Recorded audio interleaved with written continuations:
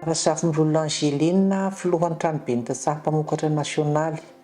Ny tranoben'ny tantsaha-mpamokatra moa dia iombonan'ny tantsaha madinika izay ao amin'ny famokarana tantanam-pianakaviana izay misy an'ireo fikambanana tantsaha, ifindronan'ireo fikambanana tantsaha, ifindronan'ny coopérative, ifindronan'ny seha-piariana isan-karazany, indrindraindrindra ny olon-tsotra mandeha irery.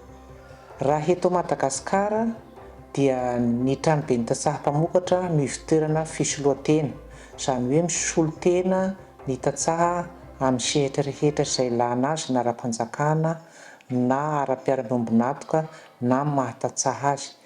Dia sehatra fiadian-kevitra, sehatra fanoloran-kevitra, indrindraindrindra amin'ny fampandrosoana ny tontolo ambanivohitra. Ny tranoben'ny tantsaha-mpamokatra dia manome tolo-draharaha ny membre ao aminy.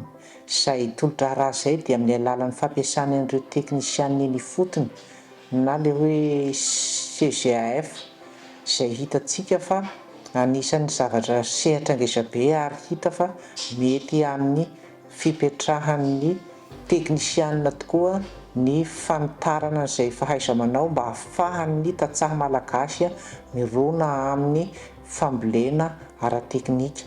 Izay sahady no efa amporisihina antsika rehetra mba hirosoana amin'ny voly ara-kalitao, indrindraindrindra izay voly misehatra amin'ny resaka famarotana satria ny tranoben'ny tantsaha dia anisan'ny mpanelanelana amin'ny resaka ara-barotra.